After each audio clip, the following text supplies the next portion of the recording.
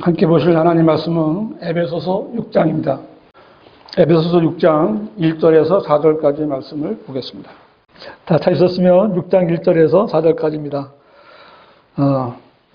2절까지 제가 읽고요. 3절, 4절 한 목소리로 읽겠습니다. 자녀들아, 주 안에서 너희 부모에게 순종하라. 이것이 옳으니라. 내 아버지와 어머니를 공경하라. 이것이 약속 있는 첫째 계명이니 이는 내가 잘되고 또 땅에서 장수하게 하려 함이니라. 너희 아비들아, 너희 자녀들을 성나게 하지 말고 주의 교훈과 훈계로 양육하라. 아멘. 말씀의 제목은 하나님께서 세우신 가정의 원칙입니다. 하나님께서 이 세상을 창조하시고 처음 인간에게 주신 것은 다산하고 번성하는 가정이었습니다. 가정은 하나님이 사람에게 주신 하나님의 선물입니다. 사람은 가정을 소중히 여겨야 되는 거예요. 그런데 마귀는 이런 하나님의 뜻을 대적해서 하나님께서 이루어 주신 사람의 가정을 공격했습니다. 마귀는 아담에게 죄를 짓게 했고요. 아담은 하나님의 형상을 잃어버린 가운데 그의 자녀들을 생산했는데 이 가정에서 최초로 태어난 카인은 그의 동생 아벨을 죽이는 살인자가 된 거예요. 이것이 이 세상 최초의 가정이었습니다. 하나님의 복을 받고 이룬 가정이었지만 죄로 인해서 평화가 없는 전쟁의 가정이 되어버렸습니다. 노아의 가정도 노아가 술에 취해서 아들이 범죄함으로 하나님께서 주신 복을 잃어버리게 됩니다. 아브라함도 이집트에 갔을 때 아내를 빼앗길 뻔했고 이집트에서 데리고 나온 하갈에게 들어가 이스마엘을 낳았지만 사라가 이삭을 낳은 뒤에 그를 쫓아내는 큰 근심을 가져야만 했습니다. 다윗은 권력으로 우리아의 가정을 깨뜨렸고 밧세바를 빼앗아왔다가 그 대가를 4배로 갚아야 했습니다.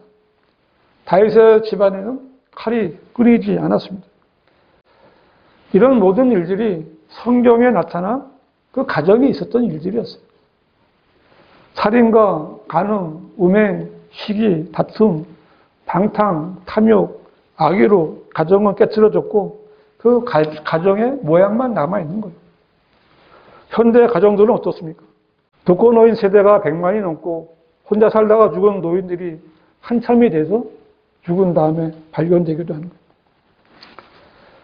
맞벌이 부부가 급증하면서 방치된 아이들은 손쉽게 사회악에 물들어 범죄에 빠지게 되는 거예요. 이 가정을 이루고 산다고 해도 서로 무관심한 가정이 늘어난다고 해요. 집은 있지만 사랑이 없어요. 이 사랑으로 시작된 이 가정이 증오와 적대감, 반항, 불륜, 폭력, 살인으로 이어지기도 하는 겁니다. 계부가 아이를 죽이고 친모가 아이를 방치하다가 아이가 죽으니까 까만 봉지에 담아서 쓰레기통에 같이 넣어버리기도 했어요. 왜 가정이 이렇게 되었을까요? 가정을 파괴하려는 마귀가 계속해서 가정을 공격하기 때문에 그런 겁니다. 가정을 이루는 원동력은 사랑입니다. 순수한 감정으로 사랑을 하는 것은 하나님께서 주신 것이고요. 이런 사랑으로 가정을 꾸리는 것은 이 악한 현 세상에서 낙원을 맛볼 수 있는 유일한 장소라고 할 수 있습니다. 그래서 가족 간에 화목하게 지내는 가정을 보고는 천국 같다라고 비유하기도 하는 거예요. 특별히 거듭난 그리스도인이 사랑으로 이룬 가정이나 또 육신적인 사랑으로 결혼을 했지만 거듭나서 가정의 소중함을 알고 그리스도 안에서 한 몸을 이루고 살아가는 가정은 하나님의 교회에 아주 큰 힘이 되는 거예요. 그러므로 그리스도인 가정은 하나님의 교회다음으로 마귀가 공격하는 목표물이 될 수밖에 없는 거예요. 마귀는 갖가지 방법으로 그리스도인 가정을 파괴하기 위해서 애를 쓰는데 육신을 드러내도록 화를 얘기하기도 하고 세상을 사랑하도록 탐스러운 것을 제시하기도 하며 마귀가 직접 올무를 놓기도 하는 겁니다. 성경에 보면 욥의 가정이 나오는데 욥의 가정에 대한 마귀의 직접적인 공격이 얼마나 무서운지 얼마나 집요한지 우리는 성경을 통해서 확인할 수가 있는 거예요. 그러므로 그리스도인은 가정을 지키기 위해서 각자 자신의 역할을 해야 되고 책임을 져야 되는 거예요. 남편과 아내로서, 가장과 자녀들로서의 각자가 좋은 가정을 이루고 지키기 위해서 자신의 행동이나 말을 조심해야 하는 겁니다. 가장의 권위로 가족들을 학대해서도 안 되고, 가족들은 자유를 넘어서 방종해서도 안 되는 거예요. 가정은 진정한 사랑과 진정한 이해가 있어야 되는 곳입니다. 하우스가 아니라 홈이 되어야 되는 거예요. 그리스도인은 예수 그리스도를 주님으로 영접한 사람들인데, 그러므로 그리스도인의 가정 역시 그 주인은 예수 그리스도신 거예요. 여러분 가정의 주인이 주 예수 그리스도가 맞습니까? 오늘 말씀은 바울이 이러한 그리스도인의 가정의 구성원들에게 합평한 가정을 위해서 권면한 내용인데요. 그리스도인이라면 어떻게 해야 하나님께서 세우신 가정을 잘 지키고 이루어갈 수 있는지 알아야 되는 겁니다. 말씀을 듣고도 행하지 않는다면 아무 소용이 없습니다. 성경들을 믿는 성도들의 가정을 만들어가는 여러 성도들이 되시기를 바랍니다. 첫 번째로 하나님께서 세우신 가정의 원칙, 첫 번째, 자녀들에게 먼저 부모에게 순종하라고 명령하셨습니다. 에베소서 6장 1절 보시면 자녀들아 주 안에서 너희 부모에게 순종하라 이것이 옳으니라 라고 했는데요. 왜 자녀들이 부모에게 순종해야 하는 걸까요? 두말할 필요가 없이 자식이기 때문에 부모에게 순종해야 되는 거예요. 부모가 없다면 자식은 존재할 수가 없습니다. 그러므로 자녀들은 부모가 자신에게 어떻게 했는지 따지기 이전에 부모에게 순종해야 하는 겁니다.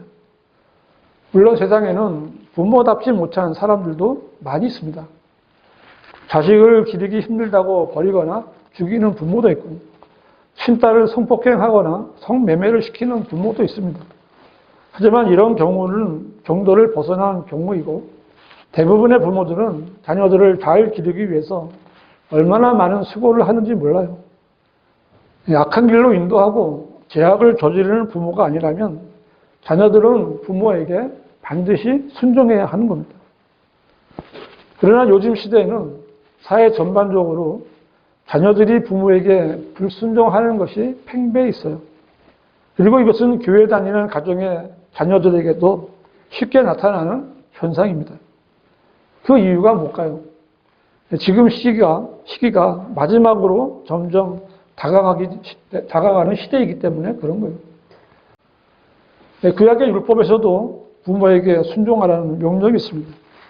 그래서 부모에게 순종하지 않고 훈계를 거부하는 고집센 반항아들은 어떻게 해요? 돌로 쳐 죽이라 그랬어요. 이게 율법이에요. 그리고 왜 그렇게 해야 되는가? 그렇게 해서 이스라엘 가운데 악을 제거하면 사람들이 듣고 두려워할 것이다 라고 말씀했습니다.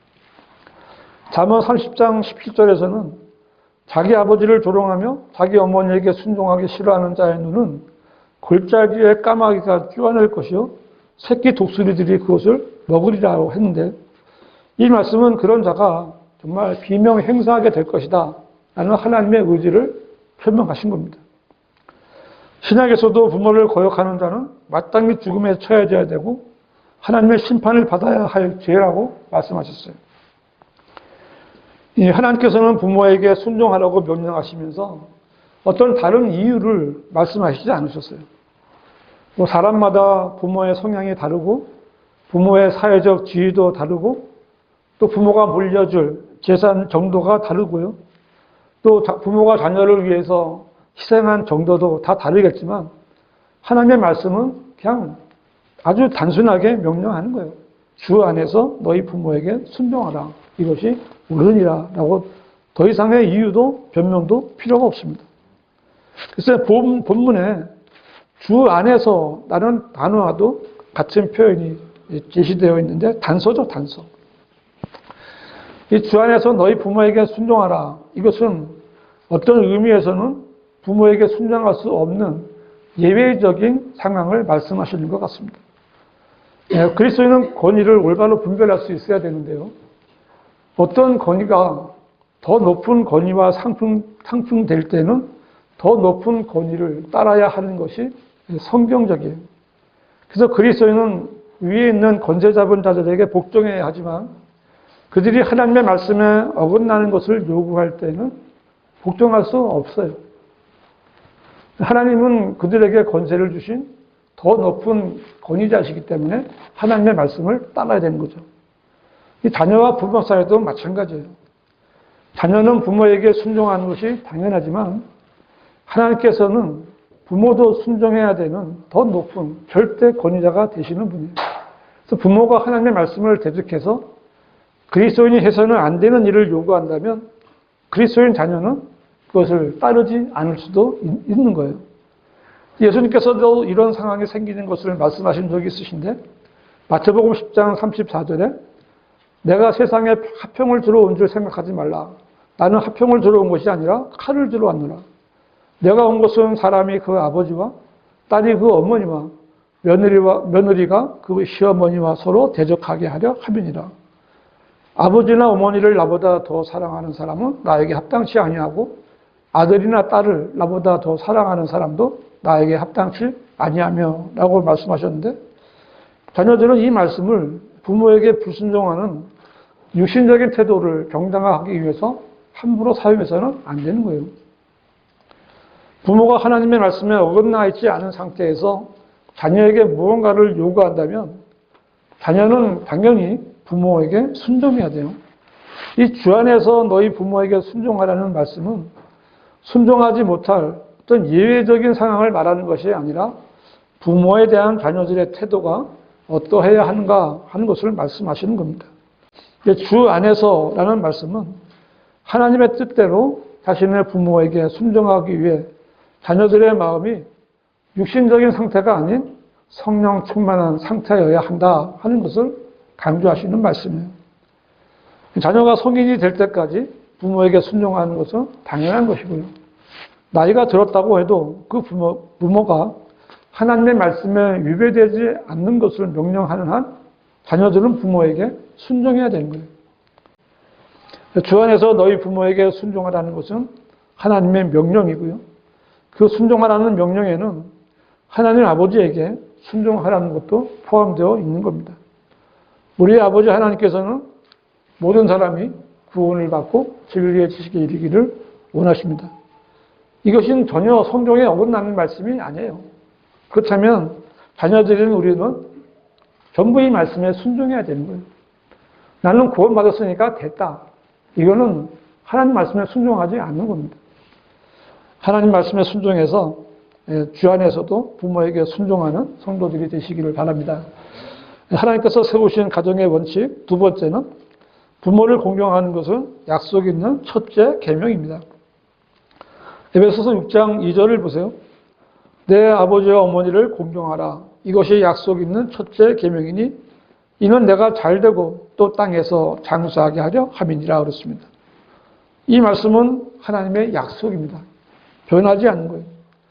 율법들 가운데 손댈 수 없는 헌법과도 같은 10계명의 다섯 번째 계명이 바로 이것입니다. 신명기 5장 16절을 한번 보시면요. 이제 10계명은 출애굽기에도 나오고 또 신명기에도 나와 있습니다. 신명기 5장 16절. 신명기 5장 16절. 주 너의 하나님이 내게 명령한 대로 내 아비와 내 어미를 공경하라. 그리하면 주 너의 하나님이 내게 준 그 땅에서 내 날들이 길어지고 내가 잘 되리라 그랬습니다. 앞에 있는 계명들은요. 다른 신을 두지 말라. 우상도 만들지 말고 그것을 숭배하지 말라. 주 너의 하나님의 이름을 헛되이 일컬지 말라. 안식일을 거룩하게 지키라. 이렇게 말씀하신 계명들에는 그것을 행하면 이것을 해주겠다 하는 어떤 그 약속이 붙어 있지 않습니다. 그런데 이 다섯 번째 계명에는 그리하면이라는 약속이 붙어 있어요. 그래서 내 아버지와 어머니를 공경하라는 계명은 다섯 번째지만 약속이 있는 첫째 계명이라고 성경이 말씀하신 거예요. 그래서 하나님께서 계명으로 부모를 공경하라고 명령하신 것은 부모에게 순종하는 이상의 의미를 이제 가지고 있는데 공경이라는 말의 낱말에는 여러 가지 뜻이 있어요. 부모를 공경하라. 단순히 순종하고 존경하는 것 이상의 의미가 있는 겁니다. 부모님을 공경하라는 것은 자신의 부모를 소중히 여기고 소중하게 대하는 것을 말하는 거예요. 성경에 효도라는 말이 나오고 있더라고요. 디모데전서 5장 4절에 디모데전서 5장 4절에 보면 만일 어떤 가부에게 자녀나 자손들이 있거든 그들로 먼저 집에서 효도를 행하여 자기 부모에게 보답하는 것을 배우게 하라. 이것이 하나님 앞에 선하고 기뻐하실 만한 것이라고 말씀하셨어요. 하나님을 열심히 섬긴다는 사람들 중에도 때때로 가족이나 부모를 등한시하는 사람들이 있습니다. 이 사람의 마음은 얼마나 왜곡되어 있는지 심지어는 신앙이라는 이름으로 위장된 그런 육신적인 열성으로서 자신이 부모를 공경하지 않는 일을 정당화하기까지 하는 그런 가증함을 드러냅니다. 예수님 당시에 이 바리새인들과 서기관들은 이 유대인들에게 위선적인 신앙을 가르쳐서 그 사람들의 전통으로 만들어 지키게 하는 일들이 있었는데 그때 그 유대인들은 그 서기관들과 바리새인들이 가르치는 대로 쿠르반, 즉 하나님께 바쳐진 예물이라는 거룩한 말을 이상하게 적용했어요. 그들은 자신의 재물을 성전에 맡겨두고 부모를 공양하지 않다가 그들 부모가 죽으면 맡겨놓은 재물의 11조를 이렇게 세금으로 이제 성전에 헌납하고 나머지는 자신의 것으로 이제 만들어서 부모를 봉양하지 않으려는 그런 전통을 만들어 지켰던 거예요. 이런 일에 대해서 정확하게 해석해주는 성경 구절이 잠언 28장 4절인데 이 자기 아버지와 자기 어머니의 것을 훔치고 말하기를 이것은 죄가가 아니라 하는 자는 파괴자와 한패니라 그랬어요. 그냥 어떤 한 사람만 딱 지적해서 말하는 게 아니라 그들이 한패다 그런 거는 왜 그런가 하면 이 자기 아버지와 어머니를 공격할 것을 빼돌리고 부모를 공경하지 않아도 무방하다고 하는 자들, 그들 서기관 바리새인들, 제사장들과 그 재물을 보관해 주었다가 나중에 이자를 받고 돌려주는 그 자식들과 제사장들이 한패거리다, 공범관계다 이거를 말씀하신 겁니다. 그런데 성경은 뭐라고 그래요? 자기의 아버지나 어머니를 저주하는 자는 반드시 죽일지니라 라고 말씀하십니다. 이 반드시 죽여야 될 이런 범죄자를 눈 감아주고 그 범죄자의 돈을 받는 자들, 한패들이에요. 이런 자들은 부모를 거역하기 전에 이미 하나님을 거역했다는 사실을 알아야 돼요. 이런 자들은 어느 시대에나 있기 마련이고 만일 어떤 믿는다는 사람이 그러한 상태에서 하나님을 섬기고 자신의 필요를 위해서 하나님께 기도한다면 하나님께서 그것을 받아들여 주시겠어요? 받아들여 주지 않을 겁니다. 왜냐하면 하나님은 우롱당하시는 분이 아니잖아요. 우리 주변에는 이렇게 어릴 때 자라는 동안 부모에게 실망해 왔고 이 때문에 내 아버지와 내 어머니를 공경하라는 이 말씀이 좀 귀에 들어오지 않는 그런 사람들도 있을 수 있습니다. 경제적으로 넉넉할 때 부모에게 잘하는 것은 누구나 할 수 있는 일입니다. 물론 돈이 많아도 부모를 공경하지 않는 사람도 많이 있습니다. 그러나 어려워도 부모를 귀하게 여기고 공경하는 것은 사람의 마음의 문제인 거예요. 부모를 공경하라는 말씀에 순종하고 하나님을 두려워하는 사람들에게는 주님께서 큰 복으로 갚아주시겠다고 약속하셨어요. 여러분이 성경대로 믿고 따르기를 원하신다면 여러분의 부모를 공경하면 되는 겁니다. 또한 부모를 공경하는 사람에게 주신 약속은 잘되고 또 땅에서 장수하게 하신다고 말씀하셨어요. 땅에서 장수한다는 것은 항상 날들이 긴 것을 의미하는 것만은 아닙니다. 오랫동안 사는 것을 의미하지만 이 날들이 길다는 것은 기쁨과 성공으로 가득한 정말 좋은 날들을 의미하는 거죠.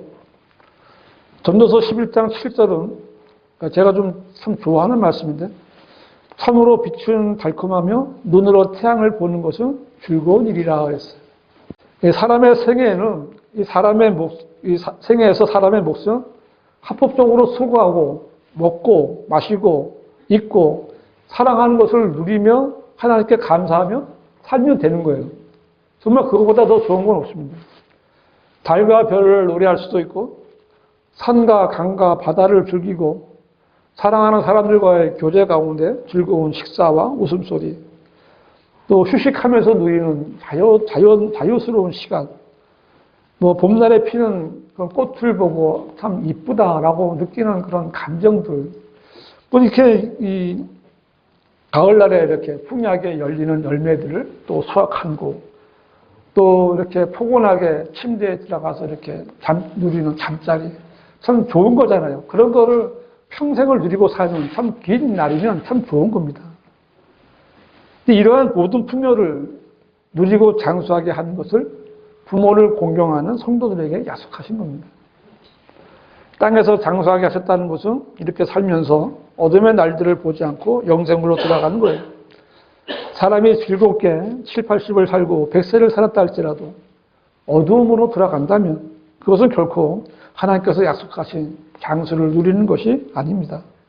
우리에게 모든 것을 풍요하게 주셔서 행복해 하시려는 것이 창조주시고 영원한 생명이신 하나님의 계획이신 거예요.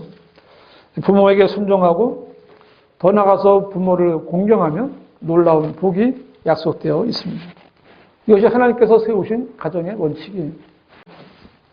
성경대로 믿고 살면서 땅에서도 풍요를 누리고 장수하는 그 하나님의 약속을 받아서 누리는 가정이 되시기를 바랍니다. 하나님께서 세우신 가정의 원칙 세 번째, 부모들은 주의 말씀대로 자녀들을 양육해야 합니다. 에베소서 6장 4절 보세요. 너희 아비들아 너희 자녀들을 속나게 하지 말고 주의 교훈과 훈계로 양육하라. 자녀들에게 먼저 말씀하신 하나님께서는 이제 부모들이 해야 할 가정의 원칙을 말씀하셨는데요. 신앙심이 있는 대부분의 부모들은 이런 말씀을 보면 그래 정말 우리 아이를 하나님 말씀대로 잘 양육해야지 라고 단순하게 생각할지 모릅니다. 평소에 꾸중하거나 잔소리를 할 때도 하나님의 말씀을 들어서 훈계하려고 할지도 몰라요. 또 그런 부모 있을지 모릅니다. 이렇게 하나님의 말씀으로 훈계하고 양육하면 아이들도 잘 알아들을 줄 알았는데 어느 날부터 자녀가 점점 하나님 말씀을 대수롭지 않게 여기고 자녀에게 보이던 믿음도 사라져 버린 것 같이 느껴질 때도 있을 겁니다. 그래서 하나님께서는 자녀를 주의 교훈과 훈계로 양육하기에 앞서서 너희 자녀들을 성나게 하지 말라 이걸 먼저 말씀하셨어요. 이것이 하나님의 말씀으로 아이를 가르치기 위한 전제 조건입니다. 이 순서를 망각하면 안 돼요. 그것은 중요한 것이기 때문에 같은 맥락인 골로새서에도 부모에게 당부하는 오직 한 가지는 바로 그거예요. 골로새서 한번 바로 뒤에 찾아보세요. 골로새서 3장 21절 보시면 아비들아 너희 자녀를 성나게 하지 말라. 이는 그들이 낙심하지 않게 하려는 것이라 그랬어요.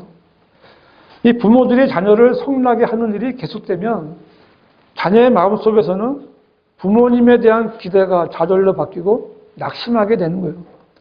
낙심된 마음은 아이들을 부모들과는 다른 세계에 사는 사람으로 만들어버리는 거예요.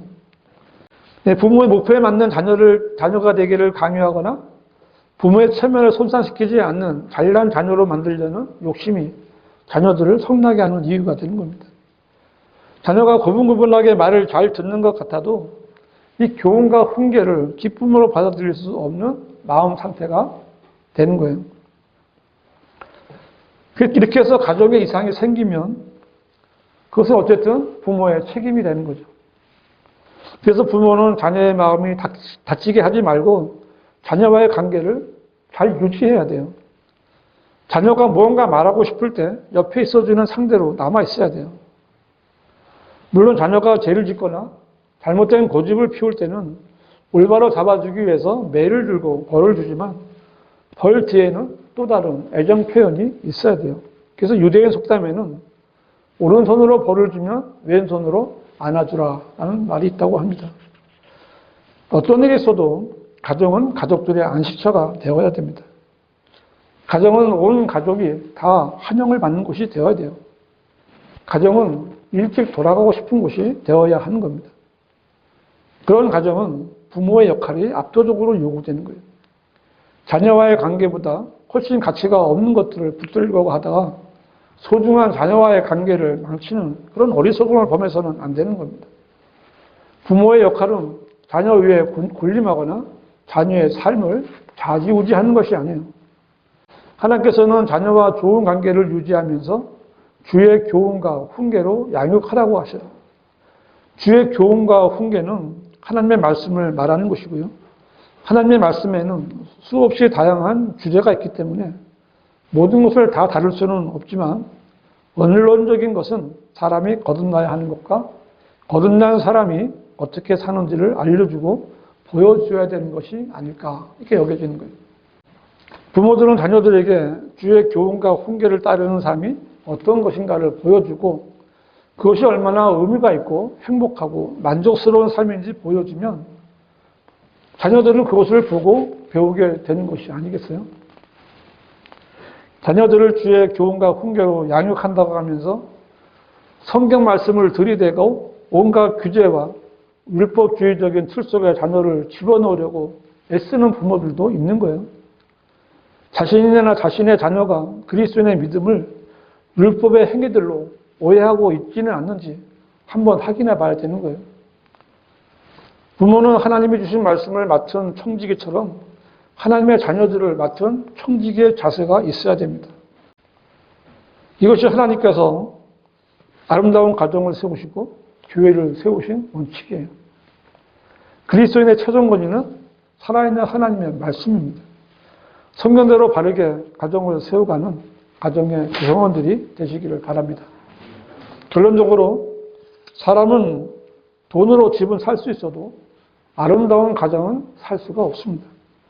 특히 그리스도인의 가정은 하나님께서 가족 모두에게 주신 선물이에요. 겉으로 행복해 보이고 아름다운 집이 있어도 가정이 없다면 단순한 건물에 불과한 겁니다. 좋은 가구들이 있고 사람들이 있다고 해서 다 가정이 아닌 거예요. 그리스도인들은 하나님께서 허락하신 가정 안에서 지상 최대 낙원을 맛볼 수 있어야 돼요. 아름다운 가정, 하나님께서 세우신 가정은 가족들의 기도와 사랑과 노력으로 이루어져 가는 거예요. 이것이 가정을 세우신 하나님의 원칙입니다. 그 가정을 만들어 가는데 부모와 자녀는 협력해야 돼요. 가정의 파괴자는 방해자가 돼서는 안 되는 거예요. 저는 여러분의 가정이 또 여러분 각자는 다른 가정에 대해서 잘 모르는 겁니다. 그 가정은 그 집안에 있는 사람이 가장 잘하는 거예요. 하지만 교제를 통해서 서로 권면하고 세워줄 수는 있어야 돼요. 성도들 가운데는 교회에서 다른 사람을 대하는 것처럼 가족을 대하고 자녀를 대한다면 행복해질 만한 그런 사람들이 많이 있습니다. 부모를 가장 잘 아는 사람이 누굴까요? 그 자녀들이에요. 자녀들이 보기에 부모들이 교회에서의 행실과 집에서의 행실이 다르다면 그것은 부모의 위선으로 보일 수밖에 없습니다. 제 경험으로 말한다면 이 어린 자녀들은요, 세상에 노출된 어린 양과 같아요. 언제 어느 때 마귀가 그 어린 자녀의 영과 혼을 관장해 버릴지 모릅니다. 마귀에게 영과 혼이 간장된 그런 상태로 그런 아이가 부모를 판단한다면 존경을 받을 만한 부모는 한 사람도 없습니다. 한번 마귀에게 간장된 자녀들이 돌아서는 일은 정말 힘들고 고통스러운 영적 전쟁으로 발전할 수 있는 거예요. 자녀들이 어릴 때 정말 그리스도인이 돼서 내 자녀들이 어릴 때 이 세상과 마귀와 자녀들이 생각하는 이 세상적인 가치에 대한 그런 종말에 대해서 알려줘야 되는 거예요. 어렸을 때부터 알려줘야 돼요. 내 자녀들로 하여금 자기 부모들이 성경을 믿고 성경대로 믿고 살고 있다는 사실을 알게 해줘야 돼요. 정말 이것보다 더 중요한 게 없습니다. 내 자녀들이 아는 성경과 부모가 믿는 성경이 다른 것 같은 그런 모순이 있어서는 안 되는 거예요. 자녀들이 부모에게 순종하고 공경하며 부모들이 자녀들을 성나게 하지 않을 때 그때는 마귀가 그 가정을 공격하지 못해요. 이 가정의 기둥으로서 부모는 마귀가 가정을 공격할 틈을 주지 않도록 잘 지켜야 되는 거예요. 특히 그리스도인 부모들은 영적 분별력을 가지고 깨어서 자신의 가정을 잘 지킬 수 있어야 돼요. 성도들의 아름다운 가정, 가족 모두의 책임이고 의무입니다. 온 가족이 다 함께 하나님 말씀, 한 믿음 안에서 하나님의 영광을 찬양할 수 있는 가정들이 되시기를 바랍니다. 기도하시겠습니다.